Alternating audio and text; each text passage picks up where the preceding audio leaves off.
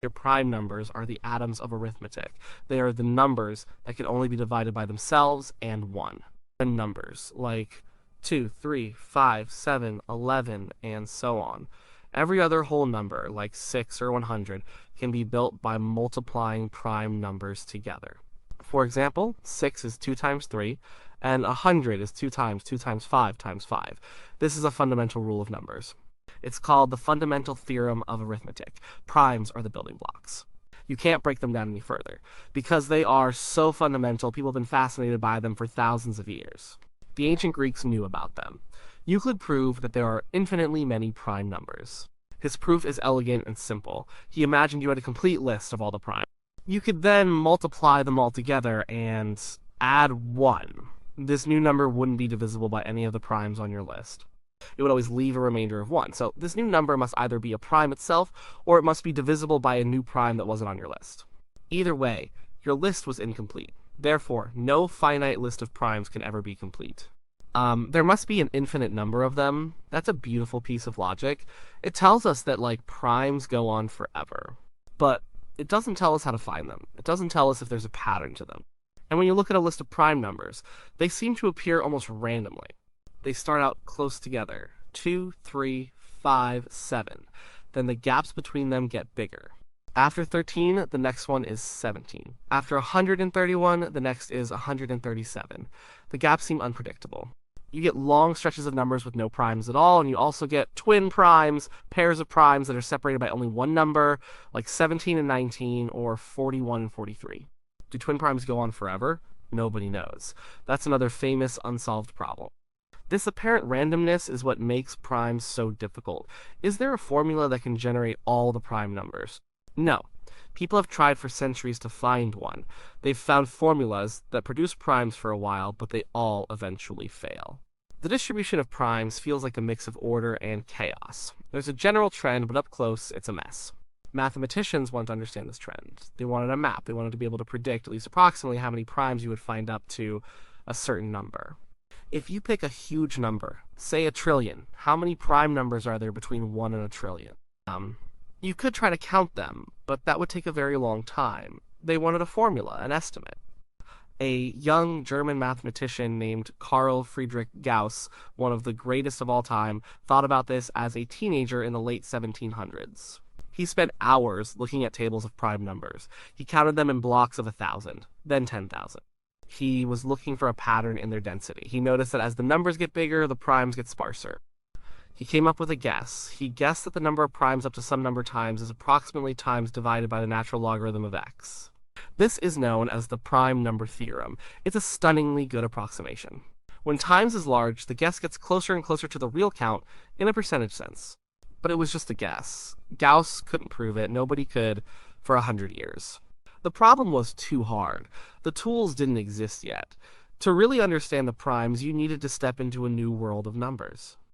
You needed a new perspective. That new perspective came from another German genius, Bernhard Riemann. In 1859, Riemann wrote a short paper. It was only 8 pages long. It was the only paper he ever wrote on the subject of number theory. But those 8 pages changed mathematics forever. The paper was dense, full of brilliant ideas and huge logical leaps. He sketched out a new way to look at the prime numbers, and in that paper he made a guess. That guess is what we now call the Riemann Hypothesis. To understand Riemann's idea, we first have to look at a function. It's called the zeta function. It was actually first studied by an earlier mathematician, Leonhard Euler. Euler was another giant. He discovered a strange and wonderful connection between a simple infinite sum and the prime numbers. Here's the sum. Imagine you take all the whole numbers 1, 2, 3, 4, and so on. You raise each of them to a power, let's call it. Then you take the reciprocal of each and add them all up. So you get 1 raised to the power of s plus, 1, 2 raised to the power of s plus, 1, 3 raised to the power of s plus, 1, 4 raised to the power of s, and so on forever. This is the zeta function, written as zs. What this function does depends on the value of. If s is 1, you get 1 plus, 1, 2 plus, 1, 3 plus, 1, 4. This is the famous harmonic series. It just keeps growing forever. It goes to infinity. So the function doesn't work for Sioni, but if s is bigger than 1, say S2, you get 1 plus, 1, 4 plus, 1, 9 plus, 1, 16. This series does add up to a specific number.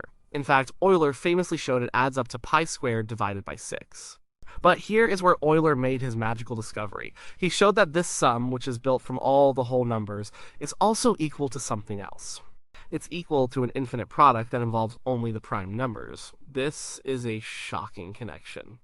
It was the first real link between the world of analysis, which deals with continuous change and infinite series, and the world of number theory, which deals with discrete whole numbers. This equation is a bridge between two worlds. It meant that if you could understand the zeta function, you might be able to understand the prime numbers. This is where Riemann came in. He took Euler's zeta function and did something audacious. Euler had only considered to be a real number. Riemann decided to let's be a complex number. A complex number is a number that has two parts, a real part and an imaginary part. You can think of it like a point on a map. The real part tells you how far to go left or right. The imaginary part tells you how far to go up or down. So instead of a number line, you have a number plane. This might seem like a strange and abstract thing to do. Why bring imaginary numbers into a problem about prime numbers, which are as real as it gets? It turns out that stepping into this higher dimensional world of complex numbers gives you a much more powerful view of the problem. It's like trying to understand a statue by only looking at its shadow. If you can walk around it and see it in 3D, you understand it much better.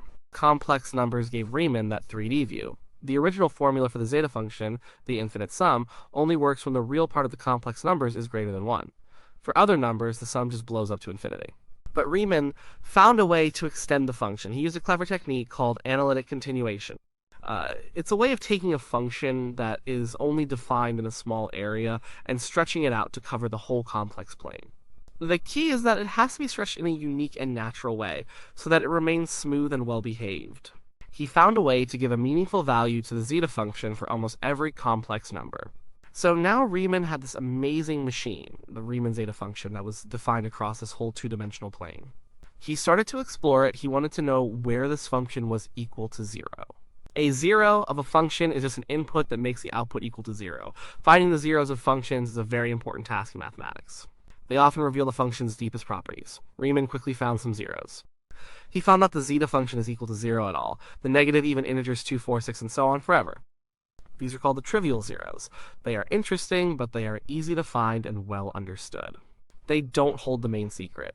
The real mystery was in the other zeros. These are called the non-trivial zeros. Riemann discovered that all of these other, more interesting zeros seem to live in a very specific region of the complex plane. This region is called the critical strip. The critical strip is the vertical band on the complex number plane where the real part of the number is between 0 and 1. All the non-trivial zeros had to be in this strip. Riemann was able to calculate the location of the first few of these non-trivial zeros by hand. It was a heroic calculation, and he noticed something incredible. For every zero he found, its real part was exactly 1/2.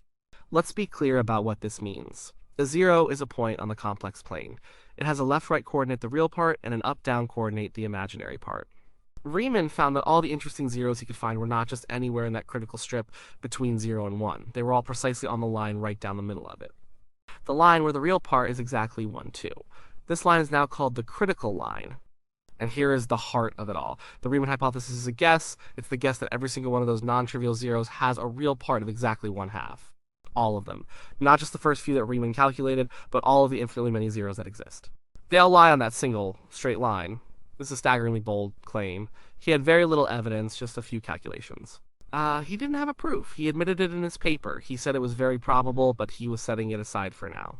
He had other things to do, but he knew he had stumbled upon something of monumental importance.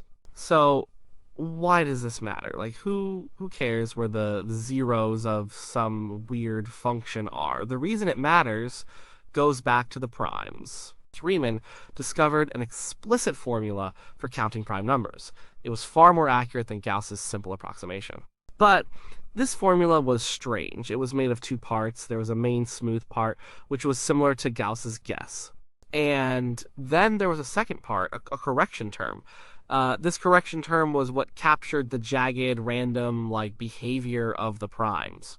And this correction term was built directly from the non-trivial zeros of the zeta function.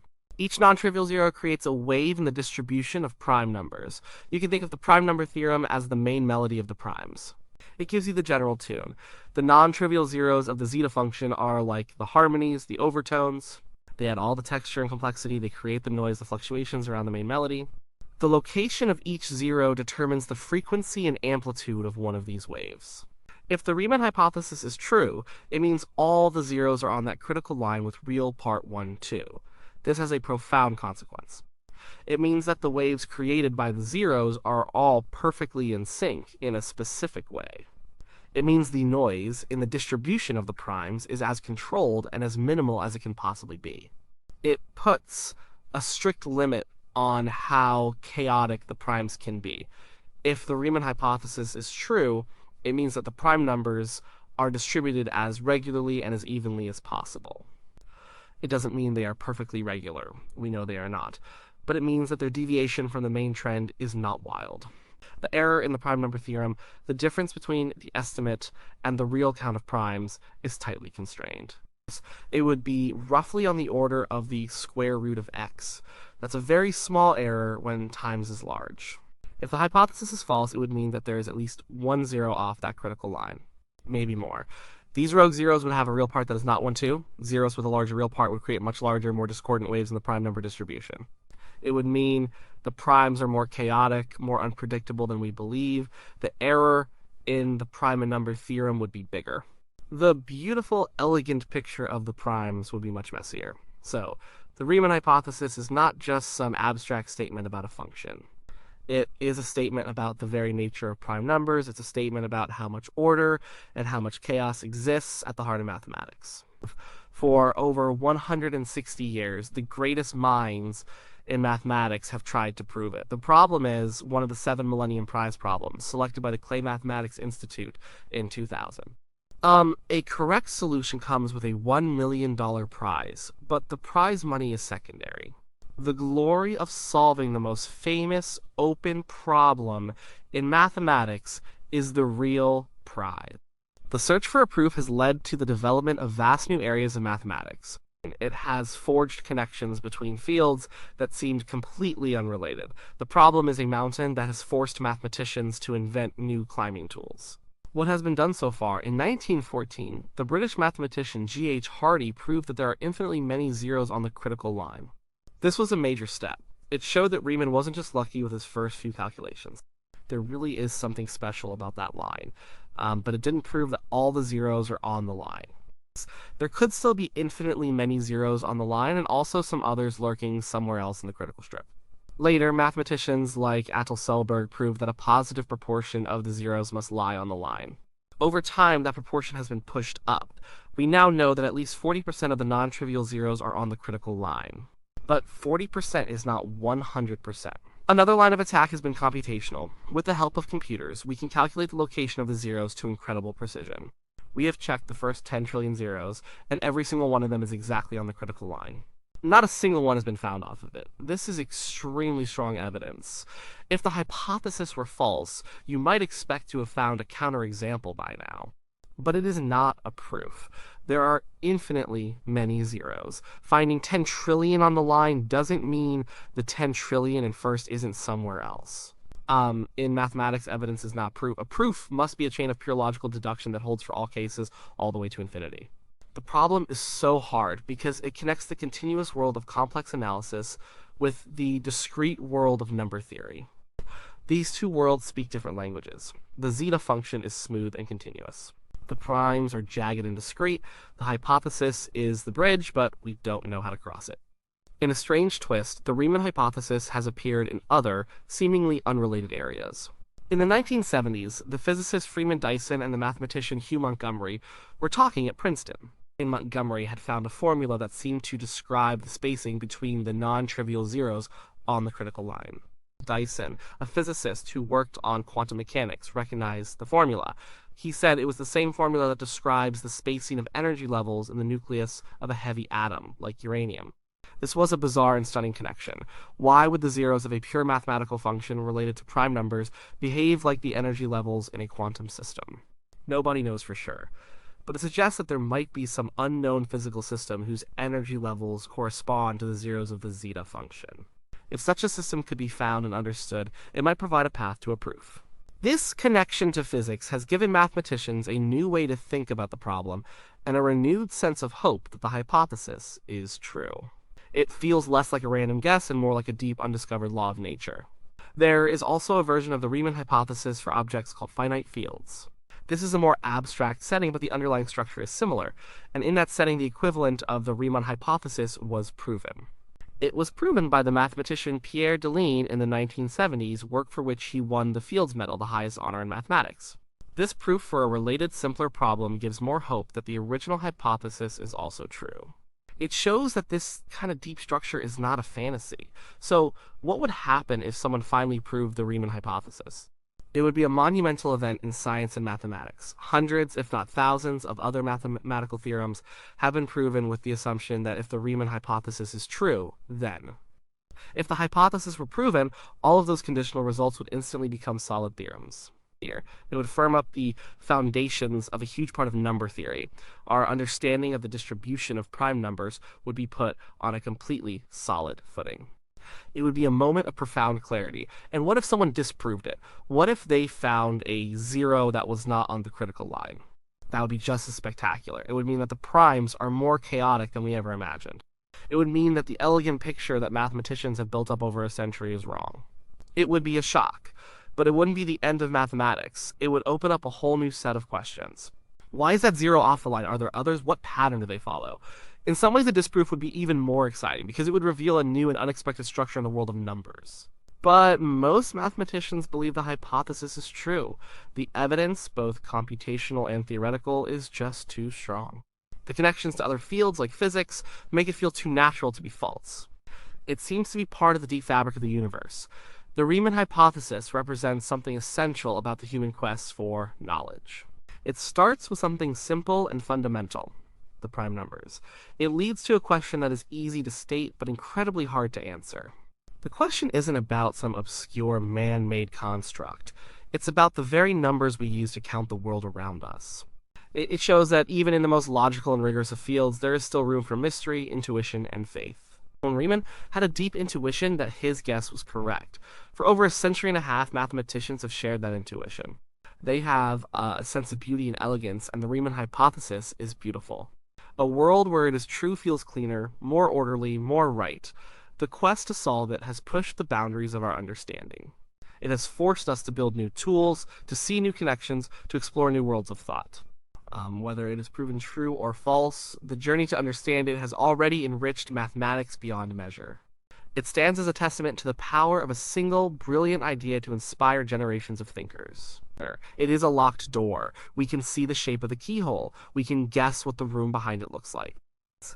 We have tried countless keys, but the door remains locked, and behind it lies a deeper truth about the numbers that govern our world. The search for the key continues.